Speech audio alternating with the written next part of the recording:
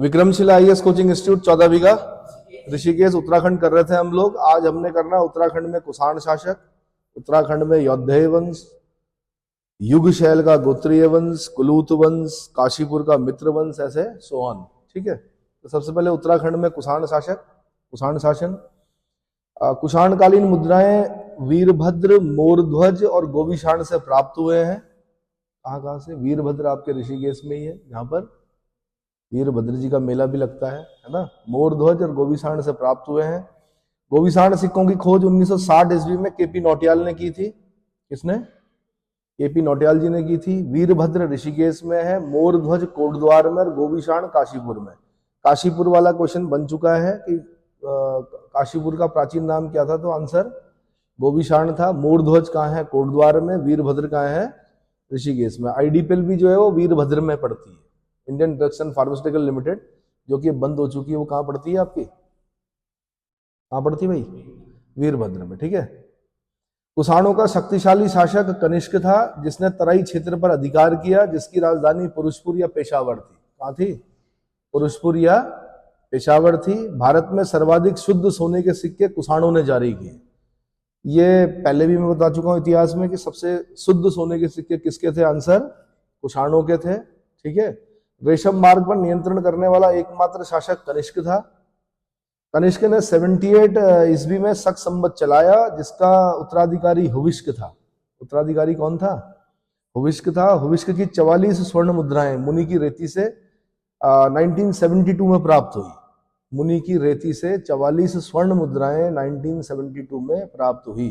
अभी भी ढूंढते रहना, हो सकता है मिल जाए कहीं, है ना। लेकिन क्या करना है? सरकार को सौंपनी है। किसको सौंपनी है? कुषाण शासक वासुदेव द्वितीय की 3 स्वर्ण मुद्राएं गोविशाण टीले से प्राप्त हुई, जिन मुद्राओं में शिव व नंदी का चित्र बना हुआ था। 7 कुषाण स्वर्ण मुद्राएं खटीमा से प्राप्त हुई हैं। कहां से? खटीमा से प्राप्त हुई हैं, जिन पर वसु नामक राजा का नाम मिलता है। फिर क्वेश्चन पूछेगा, 7 कुषाण मुद्राएं जो कि खटीमा से प्राप्त हुई हैं, उस पर किस शासक का नाम मिलता है? आंसर वसु नामक राजा का नाम मिलता है। ठीक है। कनिष्क की नाणक स्वर्ण मुद्राएं काशीपुर से प्राप्त हुई थी।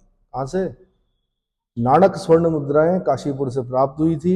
मोरध्वज, पांडुवाला, वीरभद्र और भरत मंदिर के उत्खनन से कुषाणकालीन अवशेषों की प्राप्ति हुई। कहां से? मोरध्वज, पांडुवाला, वीरभद्र और भरत मंदिर के उत्खनन से। आप जाइए, भरत जी का मंदिर है, प्राचीन मंदिर है। हाँ, उसके बगल में जो खुदाई में सामान मिला हुआ है, जो भी मूर्तियां बर्तन मिले हैं, उन पे सन लिखा हुआ है पूरा। क्या लिखा है? सन लिखा है। वो कहां से मिले हैं? भरत जी के मंदिर के आसपास से मिले हैं। अगला उत्तराखंड का यौधेय वंश। उत्तराखंड का यौधेय वंश। कुषाणों को कुचलने में मुख्य भूमिका जो रही वो यौधेय शासकों की रही। यौधेय कुनिंदों के समकालीन थे। इनकी मुद्राएं जो है जौनसार, भाबर, देहरादून और कालोडांडा, लैंसडाउन से प्राप्त हुई। यौधेय शासकों को द्वि व त्रि मुद्रा लेख वाले सिक्के प्राप्त हुए।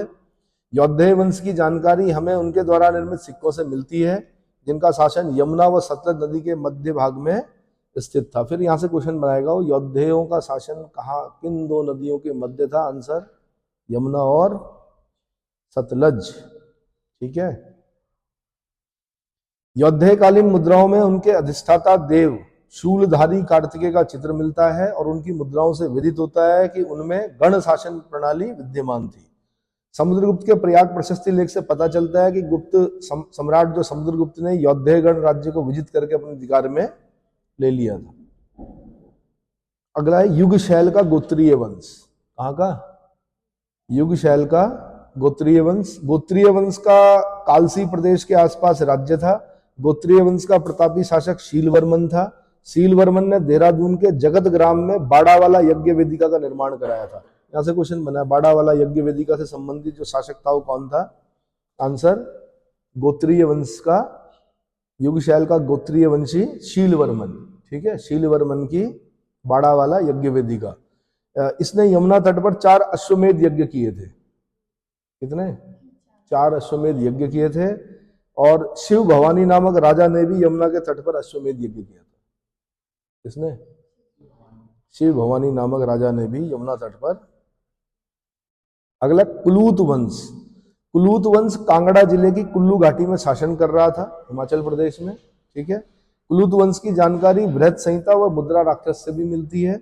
कुलूत वंश का प्रतापी शासक वीर यश था। वीर यश की वृत्ताकार रजत मुद्राएं प्राप्त हुई। वृत्ताकार चांदी की, रजत मतलब चांदी की मुद्राएं प्राप्त हुई। अगला काशीपुर यानी गोविशाण में मित्रवंश। काशीपुर में दो मित्र राजाओं के बारे में उल्लेख मिलता है, मात्रमित्र और पृथ्वी मित्र। यहां से क्वेश्चन बनेगा, मात्रमित्र और पृथ्वी मित्र ये कहां पर शासन कर रहे थे? गोविशाण, काशीपुर। क्लियर हो गया। अगला है हिमालय का कृतपुर राज्य। कृतपुर राज्य क्षेत्र में उत्तराखंड, हिमाचल प्रदेश और रोहिलखंड का उत्तरी भाग स्थित है। रोहिलखंड यानी बरेली वाला जो रीजन है। ठीक है। समुद्रगुप्त प्रयाग प्रशस्ति अभिलेख में कृतपुर राज्य को गुप्त साम्राज्य के अधीन राज्य बताया गया है। कुछ इतिहासकारों का मानना है कि कृतपुर पर कुनिंदों का शासन था एवं कृतपुर राज्य की राजधानी कार्तिकेयपुर थी। कृतपुर राज्य की राजधानी कहां थी? कार्तिकेयपुर थी। स्कंदगुप्त काल में हुणों का आक्रमण हुआ था। गुप्त शासक स्कंदगुप्त के समय में हुणों का आक्रमण हुआ था। उस समय कृतपुर राज्य पर भी हुणों का आक्रमण हुआ था। किनका? राहुल सांकृत्यायन के अनुसार हूण राजा तोरमान और मिहिरकुल के अधीन हिमालय के कुछ भाग रहा। दो राजाओं के नाम पढ़ते हैं हूणों में, तोरमान और उसका पुत्र मिहिरकुल। मिहिरकुल वही है जो बौद्धों का संहारक माना जाता है, बौद्धों की जिसने हत्याएं की है ना, बौद्धों के टेंटों में आग लगा दी जिसने, तो मिहिरकुल, जो कि शैव मतानुयायी था। क्या था? तो राहुल सांकृत्यायन, कौन राहुल सांकृत्यायन जी? बड़े विद्वान व्यक्ति, अथा तो घुमक्कड़ जिज्ञासा। उन्होंने कहा है कि हूण राजा तोरमान और मिहिरकुल के अधीन हिमालय का कुछ भाग रहा। अगला है छागलेश वंश। कौन सा? लाखा मंडल के खंडित शिलालेख छागलेश वंश से संबंधित थे। खंडित अभिलेखों में 7 राजाओं के स्पष्ट नाम मिलते हैं। इन अभिलेखों में पहला नाम नरपति जयदास और अंतिम नाम नामक्षत नामक राजा का मिलता है। किसका? नामक्षत नामक राजा का मिलता है। तो नरपति जयदास और नामक्षत ये किस वंश के प्रथम और अंतिम राजा थे? आंसर छागलेश वंश के। और कहां से मिले इनके खंडित शिलालेख? लाखा मंडल। लाखा मंडल मतलब जौनसार, लाक्ष्य ग्रह, जहां पर पांडवों को लाहा के महल में जलाने का प्रयास किया था। किसने? दुर्योधन ने। ठीक है। अगला सिंहपुर का यदुवंश। कहां का? यदुवंश का शासन 6वीं 7वीं शताब्दी के आसपास रहा। यदुवंशी राजाओं की जानकारी लाखा मंडल से प्राप्त राजकुमारी ईश्वरा के लेख से मिली है। राजकुमारी ईश्वरा का लेख कहां से प्राप्त हुआ है? क्वेश्चन बना है ईपीसीएस का। आंसर लाखा मंडल से। इस लेख पर 11 पीढ़ियों के 12 शासकों के नाम उल्लेखित हैं। 11 पीढ़ियों के 12 शासकों के नाम उल्लेखित हैं। यदुवंश का संस्थापक श्री सेन वर्मन था, जिसकी राजधानी यमुना प्रदेश सिंहपुर में थी। कहां थी? यमुना प्रदेश सिंहपुर में थी। राजकुमारी ईश्वरा भास्कर वर्मन की पुत्री थी तथा जलंधर राजकुमार चंद्रगुप्त की पत्नी थी। जलंधर के राजकुमार चंद्रगुप्त की पत्नी थी। और ईश्वरा ने लाखा मंडल में एक शिव मंदिर का निर्माण भी करवाया था। लाखा मंडल में शिव मंदिर का निर्माण करवाया था। अगला उत्तराखंड में नागवंश। 6वीं और 7वीं शताब्दी में नागवंश के अस्तित्व का पता चलता है। नागों की पुष्टि गोपेश्वर के त्रिशूल लेख से मिलती है। गोपीनाथ जी का मंदिर है गोपेश्वर में, है भगवान शिव का। और रुद्रनाथ जी का शीतकालीन निवास कहाँ है? गोपेश्वर का गोपीनाथ मंदिर। ठीक है। गोपेश्वर त्रिशूल लेख में 4 नाग राजाओं के नाम मिलते हैं, स्कंदनाग, गणपतिनाग, विभुनाग और अंशुनाग। कौन कौन है वो? स्कंदनाग, गणपतिनाग, विभुनाग और अंशुनाग। तो गोपेश्वर त्रिशूल लेख में किन 4 नाग राजाओं के नाम उल्लिखित हैं? याद करने पड़ेंगे। त्रिशूल लेख में उल्लेख किया गया कि गणपति नाग ने अपने दूसरे राज्य वर्ष में रुद्र महालय के सामने शक्ति यानी त्रिशूल की स्थापना की थी। गोपेश्वर त्रिशूल लेख में 6वीं 7वीं शताब्दी ईस्वी की दक्षिणी ब्राह्मी लिपि का प्रयोग किया गया है। दक्षिणी ब्राह्मी लिपि हाईलाइट करना है आपने। किस लिपि का प्रयोग किया? आंसर दक्षिणी ब्राह्मी लिपि का प्रयोग किया गया है। गणपति नाग उत्तरी नाग वंश का शक्तिशाली शासक प्रतीत होता है, जिसका रुद्र महालय गोपेश्वर में अभिलेख मिला है। रुद्र महालय गोपेश्वर में किसका अभिलेख मिला है? आंसर गणपति नाग, जो कि उत्तर नाग वंश का शक्तिशाली शासक है। यमुना घाटी में यदुओं का अस्तित्व मिटाने का श्रेय नाग शक्ति को जाता है। यानी यमुना घाटी में यदुओं का अस्तित्व किसने मिटाया? आंसर, नाग राजाओं ने मिटाया। अगला है मौखरी वंश। कौन सा? उत्तराखंड में नाग शासकों को कन्नौज के मौखरी वंश ने परास्त किया। मौखरी वंश का अंतिम शासक ग्रहवर्मा था और इसका संस्थापक हरिवर्मा था। ग्रहवर्मा की हत्या के बाद मौखरी राज्य उसके बहनोई हर्षवर्धन के अधीन हो गया। तो कौन आया? कौन सा वंश आया? थानेश्वर का हर्षवर्धन वंश। बाण भट्ट की हर्षचरित्र नामक पुस्तक से उत्तराखंड आने का वर्णन मिलता है। हर्षकालीन चीनी यात्री वेनसांग, हर्षवर्धन के समय कौन आया? वेनसांग। उसने हिमालय को पोलो हीमो पुलो, पोलो हिमालय के लिए कहा उसने, पोलो हीमो पुलो, और ब्रह्मपुर राज्य में गया वो। फिर कहाँ गया? हिमालय के पोलो हीमो पुलो में और ब्रह्मपुर राज्य में गया। वेनसांग ने यहाँ 5 बौद्ध विहार होने का उल्लेख किया है। कितने? 5 बौद्ध विहार होने का उल्लेख किया है। कनिंघम ने आधुनिक गढ़वाल और कुमाऊं वाले संपूर्ण भूभाग को ब्रह्मपुर कहा है। कनिंघम ने आधुनिक गढ़वाल और कुमाऊं वाले संपूर्ण भूभाग को ब्रह्मपुर कहा है। वेनसांग ने गंगा को महाभद्रा कहा है। हरिद्वार को उसने मोयूलो कहा है। यहां से क्वेश्चन बना हुआ, हरिद्वार के लिए वेनसांग किस शब्द का प्रयोग करता अपनी सीयूकी में? वेनसांग का जो ग्रंथ है वो क्या है? सीयूकी। आंसर मोयूलो बोलता है। क्या बोलता है? जिसका क्षेत्रफल वो 20 ली बताता है। 20 ली जो थी चीनी माप रही होगी वेनसांग के समय में, है ना? वो कहता कि 20 ली के घेरे में है कि मोयूलो, मयूरपुर। मयूरपुर को मोयूलो लिखता है। हरिद्वार का पुराना नाम है मयूरपुर। क्या नाम है?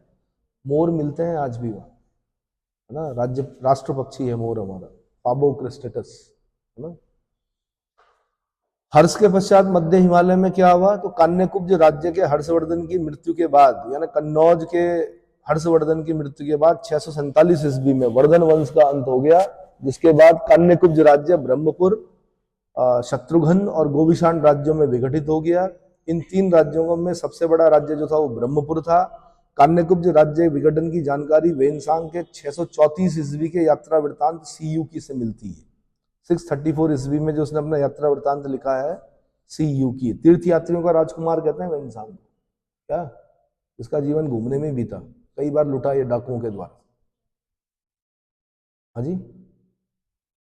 ब्रह्मपुर राज्य के उत्तर में सुवर्ण गोत्र देश एक स्वतंत्र राज्य था, जिसे स्त्री राज्य भी कहा गया है। सुवर्ण गोत्र देश एक स्वतंत्र राज्य था, जिसे स्त्री राज्य भी कहा गया है। हर्षवर्धन के मधुवन बांसखेड़ा अभिलेख में पौरव वंश की जानकारी मिलती है। पौरव वंश की जानकारी मिलती है। मार्कंडेय पुराण और बृहत संहिता में पर्वताकार राज्य का उल्लेख मिलता है। पर्वताकार राज्य का उल्लेख मिलता है। अगला, ब्रह्मपुर राज्य का पौरव वंश। तो हिमालय क्षेत्र के 3 राज्यों में से ब्रह्मपुर सर्वाधिक विस्तृत राज्य था, जिस पर पौरव वंश का शासन था। ब्रह्मपुर राज्य गंगा नदी से लेकर करनाली तक विस्तृत था और ब्रह्मपुर नरेश सोनवंशीय पौरव राजा थे। सोनवंशीय पौरव राजा थे। पौरव वंश का शासन 6वीं सदी से लेकर 8वीं सदी तक रहा। अल्मोड़ा के तालेश्वर ताम्रपत्र, copper plate inscription, Taleshwar copper plate inscription का संबंध पौरव एवं ब्रह्मपुर राज्य से था। तालेश्वर ताम्रपत्र की खोज 1915 में हुई थी।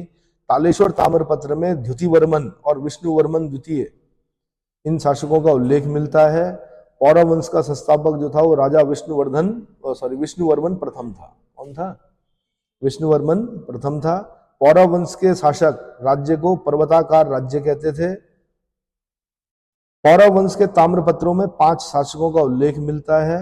विष्णुवर्मन प्रथम के बाद, ये तो संस्थापक हो गया राज्य का, विष्णुवर्मन प्रथम के बाद वृषवर्मन, अग्निवर्मन, द्युतिवर्मन और विष्णुवर्मन द्वितीय, विष्णुवर्मन, इन शासकों का वर्णन मिलता है। पौरवों के कुल देवता जो थे वो वीरणेश्वर स्वामी थे। वीरणेश्वर स्वामी। पौरव शासकों की उपाधि महाराजा धीराज परम भट्टारक थी। तालेश्वर पात्र संस्कृत भाषा और गुप्त ब्राह्मी लिपि में अंकित है। गुप्त ब्राह्मी लिपि में अंकित है। पौरव वंश के प्रशासन के बारे में, अब ये आपको हल्का लग रहा होगा, ये सब मेंस का सिलेबस है आपके उत्तराखंड में। अब पौरव वंश के बारे में भी पढ़ना है आपने, ठीक है, और डिटेल में पढ़ना है। अभी तो खाली पॉइंट्स बता रहा हूं मैं। पौरव शासकों के निवास स्थल को कोट एवं राजकुमार के लिए राजपुत्र शब्द का प्रयोग किया गया है। पौरव वंश के सभी मंत्रियों के लिए राजामात्य कहा गया है। पौरव वंश के सेनानायक को बलाध्यक्ष कहा जाता था। क्या सेनानायक जो था वो बलाध्यक्ष कहलाता था। संधि विग्रहिक विदेश मंत्री एवं दिविरपति लेखक वर्ग का प्रधान होता था। संधि विग्रहिक विदेश मंत्री एवं दिविरपति लेखक वर्ग का प्रधान होता था। जमनपति पदाति सेना का मुखिया होता था। जमनपति पदाति मतलब पैदल सेना का मुखिया होता था। पौरव शासकों के आय का स्रोत भूमिकर था, जिसे भाग कहा जाता था, एवं गुप्तचर का कार्य जो करते थे वो कटुक करते थे। गुप्तचरों को क्या बोला गया? कटुक। पौरव शासन काल में गुप्तचरों को क्या कहा गया है? कटुक।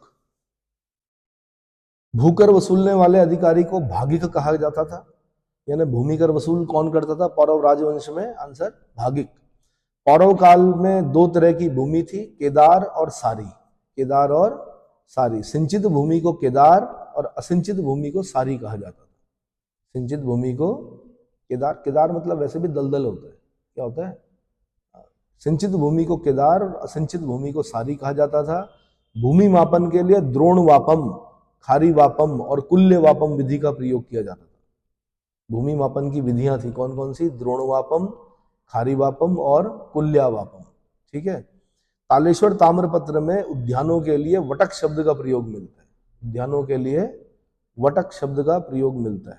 अगला, शत्रुघ्न राज्य। कान्यकुब्ज यानी कन्नौज राज्य का दूसरा भाग जो था वो शत्रुघ्न राज्य में टूटा। मैंने तीन बताए थे आपको, ब्रह्मपुर, शत्रुघ्न और गोविषाण, ये तीन भागों में टूटे थे ना। तो कान्यकुब्ज यानी कन्नौज राज्य का दूसरा भाग शत्रुघ्न राज्य में टूटा। चीनी यात्री के अनुसार इस राज्य के पूर्वी सीमा पर गंगा और उत्तर में हिमालय था और राज्य के मध्य में यमुना नदी बहती थी। राज्य के मध्य में यमुना नदी बहती थी। ठीक है। यमुना वैसे भी पैरेलल चल रही है किसके? गंगा के। ये पता है? प्रयागराज तक पैरेलल चलती है वो। तो प्रयागराज में जाके संगम होता है। दोनों उत्तरकाशी से निकलती हैं। हालांकि गंगा हम देवप्रयाग से बोलते हैं, लेकिन भागीरथी जो है वो गोमुख ग्लेशियर से निकल रही है। यमुनोत्री से फिर यमुना निकल रही है। दोनों पैरेलल चल रही हैं। मैप में भी देखेंगे तो पैरेलल दिखेगा आपको। और उसके बीच का जो दोआब है बड़ा उपजाऊ दोआब है, दो नदियों के बीच का, है ना, स्थान। तो कनिंघम के अनुसार यह भाग सिरमौर गढ़वाल का हिस्सा था। शत्रुघ्न राज्य जो था सिरमौर गढ़वाल का हिस्सा था। सिरमौर आपका ये नाहन वाला जो एरिया है हिमाचल में, पांवटा साहब, नाहन, ये सब सिरमौर में पड़ता है। काला आम, है ना। अगला गोविषाण राज्य। कौन सा? कान्यकुब्ज यानी कन्नौज राज्य का तीसरा भाग जो था वो गोविषाण राज्य में टूटा। कनिंघम के अनुसार गोविषाण राज्य में काशीपुर के साथ साथ रामपुर और पीलीभीत जनपद भी थे। कौन कौन से? काशीपुर, रामपुर और पीलीभीत जनपद भी थे। गोविषाण का विस्तार पश्चिम में रामगंगा से लेकर पूर्व में शारदा नदी तक था। तो रामगंगा से शारदा के बीच का जो क्षेत्र था वो गोविषाण था। क्या था? समझ में आ गया? काशीपुर, उधम सिंह नगर वाला जो क्षेत्र है। रामगंगा कहाँ हो गई तुम्हारी?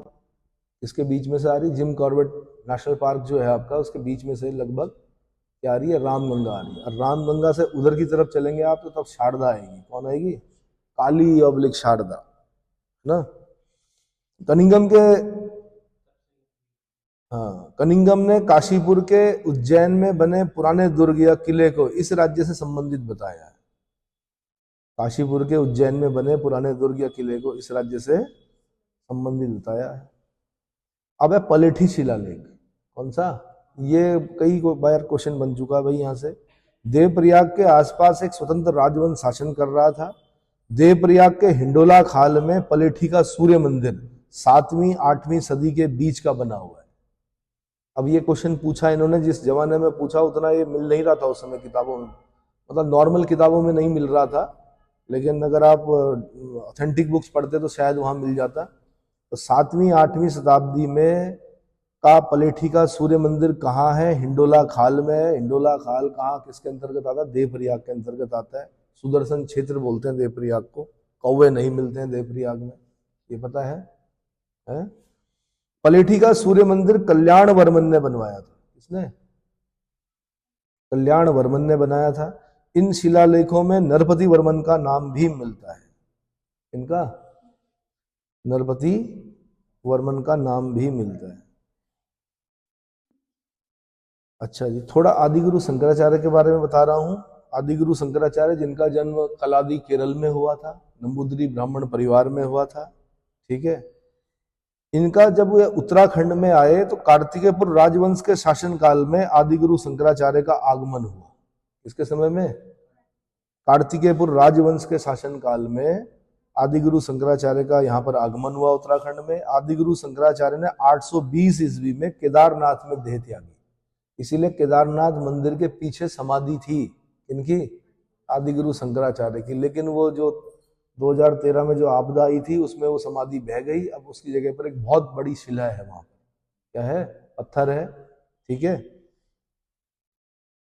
आदिगुरु शंकराचार्य ईस्टगण के समय उत्तराखंड आए थे। आदिगुरु शंकराचार्य अद्वैतवाद के प्रतिपादक थे। अब जब आप उपनिषद पढ़ोगे ना तब आपकी समझ में आएगा द्वैतवाद अद्वैतवाद क्या चीजें हैं ये, पर उतना डिटेल जाने की आवश्यकता नहीं है। बस इतना ध्यान रखिएगा, आदिगुरु शंकराचार्य अद्वैतवाद के क्या थे? प्रतिपादक थे। और आदिगुरु शंकराचार्य को प्रछन्न बौद्ध भी कहा जाता है। क्या कहते हैं? प्रछन्न बौद्ध भी कहते हैं। किसके समय में उत्तराखंड आए? ईस्टगण के समय में उत्तराखंड आए। किसके समय में? ईस्टगण के समय में उत्तराखंड आए।